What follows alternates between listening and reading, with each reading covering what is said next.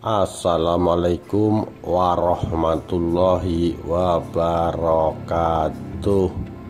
Rahayu Rahayu Sagung Dumadi. Rahasia Kesaktian Jenderal Sudirman. Gencatan senjata antara Indonesia dengan Belanda lewat perjanjian Renville membuat warga begitu tenang. Demikian juga dengan Panglima Jenderal Besar Sudirman. Jenderal Sudirman terbaring lemah di kamar rumah dinas di Jalan Bintaran Timur 8. Ia divonis terserang penyakit paru alias TBC yang saat itu begitu menakutkan. Ia dikawal oleh Kompi 1 mobil batalion polisi militer, pasukan elit pertama cikal bakal pasukan-pasukan pilihan di periode berikutnya. Keluarganya setia menemaninya. Mendadak suasana tenang itu berubah ramai oleh deru pesawat dan rentetan senjata. Warga dan tentara pun masih tetap tenang. Sebelumnya banyak beredar informasi di kalangan tentara bahwa TNI akan menggelar latihan perang. Namun suasana berubah menjadi kacau ketika Kapten Cokro Pranolo, Komandan Kompi 1 mobil batalion polisi militer, pengawal Jenderal Sudirman, datang tergesa-gesa dan melaporkan bahwa lapangan udara Maguwo diserang dan dikuasai Belanda. Yang mengkhawatirkan, tentara Belanda terus merangsek maju ke kota Yogyakarta. Apalagi tujuannya jika bukan untuk melumpuhkan Republik Indonesia dengan menangkap presiden serta jenderal karismatiknya Jenderal Sudirman. Mata-mata Belanda telah menyebar informasi palsu bahwa TNI akan menggelar latihan perang. Ternyata Belanda mengkhianati perjanjian.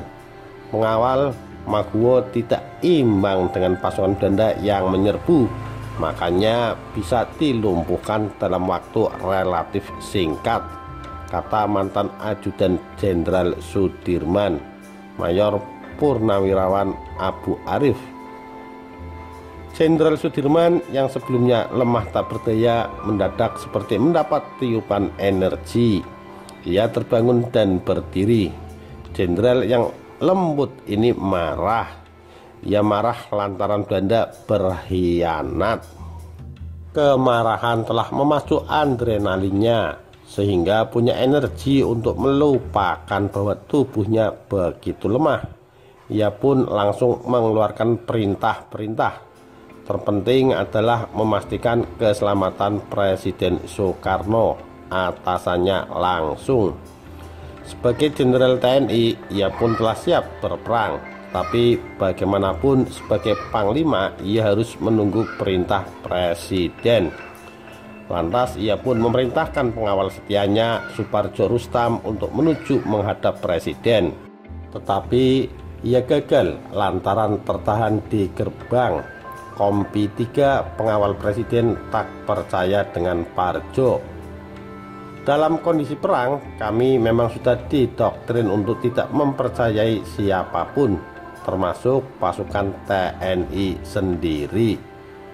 Mendapat laporan itu, Jenderal Sudirman berang. Ia dengan pengawalan Cokro Pranolo alias Noli berangkat menuju istana untuk menemui presiden langsung. Tak mudah untuk mencapai istana dari kediaman Jenderal Sudirman. Terlebih mereka menggunakan mobil dinas yang saat itu sangat mencolok. Bisa saja pesawat tempur cocor merah Belanda membombardir iring-iringan sang jenderal dengan pengawalannya itu. Jenderal Sudirman masuk istana dengan dipapah. Dr. Asikin yang sebelumnya mengoperasi paru-paru Jenderal Sudirman marah. Ia menyalahkan pengawal-pengawal serta dokter pribadi Sudirman yang memperbolehkan sang jenderal bepergian dalam keadaan sakit parah. Singkat kata, Panglima Jenderal Sudirman mendapat izin untuk perang gerilya. ia kembali ke rumah dinas dan membakar seluruh dokumen penting. Untuk mengeluarkan Jenderal Sudirman dari Yogyakarta pun bukan soal mudah. Ia pasti menjadi incaran Belanda. Bahkan perintah Belanda adalah tangkap hidup atau mati. Kita tinggalkan Bintaran, kita lakukan perang gerilya. Jenderal Sudirman memerintahkan dengan tegas, ditirukan Arifin. Untuk mengelabui pasukan dan mata-mata Belanda, sebagian besar pasukan pergi ke arah berlainan, sedangkan Jenderal Sudirman pergi ke arah sebaliknya, menuju ke pantai selatan dengan mobil dan sebagian kecil pasukan. Sesaat pasukan yang menyamar berhasil mengelabui Belanda. Mereka terus dibuntuti oleh pasukan Belanda. Namun beberapa waktu kemudian informasi itu bocor. Belanda tahu bahwa mereka dikibuli. Belanda dengan pasukan berkekuatan besar dan bersenjata lengkap dengan cepat mengejar pasukan Jenderal Sudirman. Dalam beberapa kesempatan, jarak mereka tak lebih dari 6 jam perjalanan. Tidak lebih dari satu seksi, ya orang-orang yang biasa mengawal di rumah dinasnya saja sekitar 40 orang.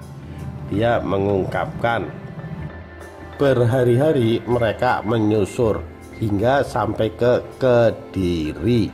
Satu persatu pecahan-pecahan pasukan di Jawa Timur bergabung. Di satu sisi, penambahan personel membuat pasukan Jenderal Sudirman bertambah kuat. Namun di sisi lain, tak tertutup kemungkinan ada mata-mata Belanda yang masuk dalam pasukan yang baru bergabung ini. Diduga sepasukan Belanda telah memburu dalam jarak tak terlalu jauh. Karenanya lantas pasukan sengaja dipecah. Sebagian besar pasukan mengawal sebuah tandu dengan sesosok tentara mirip Jenderal Sudirman. Adapun Jenderal Sudirman digendong oleh Kapten Cokro Pranolo alias Noli dengan pengawalan inti. Yang menyamar menjadi Jenderal Sudirman adalah Letnan Muda Laut Heru Keser dari Akademi Militer Angkatan Laut Surabaya. Tetapi nyatanya sang jenderal tak pernah tertangkap oleh Belanda. Belanda selalu kesulitan menangkap atau membunuh Jenderal Sudirman. Di mana Jenderal Sudirman ada, pasti selalu dikerumuni oleh masyarakat. Ini menyulitkan Belanda untuk menangkap Jenderal Sudirman karena beliau dilindungi oleh rakyat. Adalah keajaiban Jenderal Sudirman yang dalam kondisi sakit bisa memimpin perang gerilya dan bergerak begitu cepat. Bahkan banyak yang menyangka sang jenderal besar memiliki asimat yang membuatnya sakti. Tetapi rupanya ada rahasia kenapa Jenderal Sudirman bisa bergerak dengan cepat. Jawabannya adalah dukungan rakyat di tiap wilayah yang dilalui. Di setiap desa yang dilalui sudah ada tandu untuk Jenderal Sudirman. Yang menandu adalah warga setempat. Jadi tenaga pengangkut tandu selalu terjaga. Dukungan rakyat tak sekedar tenaga, mereka pun kerap menyediakan makanan untuk logistik pasukan Jenderal Sudirman. Tetapi seringkali pula pasukan tak makan berhari-hari. Kami sering tidak makan selama 2 atau 3 hari, tapi kami sudah bertekad.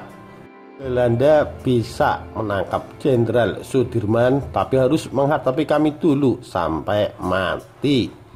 Soal kesaktian Jenderal Sudirman ini, Abu Arifin bilang, di dunia tidak ada orang yang sakti. Rahasianya kenapa Jenderal Sudirman tak pernah tertangkap, selain karena dukungan rakyat dan pengawalan setia, adalah ketaatannya kepada Tuhan. Seingat Abu Arifin yang beragama Nasrani sekaligus pendeta, Jenderal Sudirman selalu sholat 5 waktu. Ia tak pernah sekalipun meninggalkan kewajiban muslim ini. Menurut Arifin, inilah yang membuat Jenderal Sudirman dilindungi oleh Tuhan. Ia dicintai rakyat dan begitu disayangi oleh pasukannya. Pak Dirman adalah simbol. Ia adalah tumpuan harapan rakyat Indonesia. Karena itu harus dilindungi dengan taruhan nyawa. Demikian kisah rahasia kesaktian Jenderal Sudirman. Sekian, terima kasih. Wassalamualaikum warahmatullahi wabarakatuh.